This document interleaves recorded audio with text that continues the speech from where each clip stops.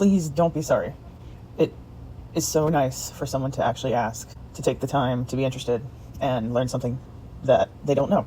So Spoonie is a term a lot of people who struggle with chronic illness or disability or ongoing physical, mental, emotional issues use to describe themselves in kind of a general way.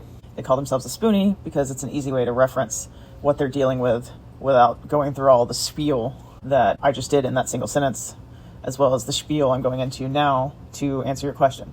I don't mind going into the spiel, but if you understand what a Spoonie is, then I can just quickly refer to myself as a Spoonie, and you, as someone maybe in that same community or outside of it, knows what I'm talking about.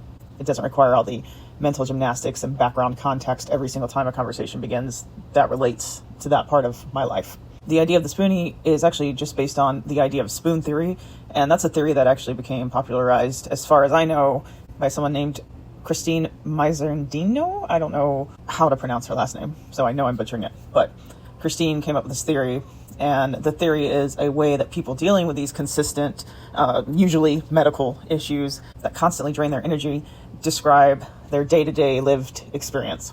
It's an easier way, kind of like referring to yourself as a Spoonie. It's an easier way to sum up your day-to-day lived experience.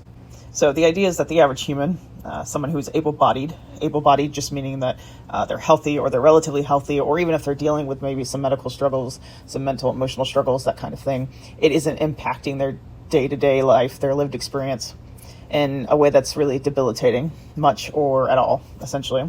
And so the idea is that average person who is able-bodied will wake up with, as an example, 100 spoons on average. Because they aren't struggling with these things that zap their very limited energy, they can use just one spoon, say, to do a bunch of small tasks like showering, brushing their teeth, getting dressed and ready to go to work, or to take care of their kid, or whatever it is they may need to do with their day.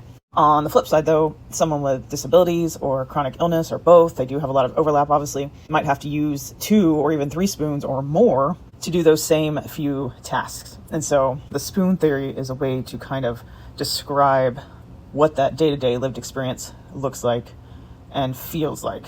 So like I said, someone with disabilities or chronic illness might find that it takes several spoons to do the same thing another able-bodied person can do with only 1 spoon or even less. On the other hand, you have to realize that most people who refer to themselves as Spoonies, most people who are familiar with the spoon theory from experience being disabled or chronically ill, etc., those people are usually waking up with maybe only 13, 14, 15 on a really good day spoons to begin with. And so remember, in this example, the average human wakes up with 100 spoons, but the person referring to themselves as a Spoonie because they're dealing with chronic illness or disabilities, etc., they might wake up on average with 13 spoons. And so they are already operating from a constant deficit in that way. And that's kind of where it lands. It gives people an idea of what it means to be like me. I identify as a Spoonie. The idea that, every day is a struggle, and every day starts from a deficit, and every day requires more spoons than really should be necessary for each thing I have to do. And people referring to themselves as Spoonies are referring to the fact that they have that same kind of lived experience, which is based on that spoon theory.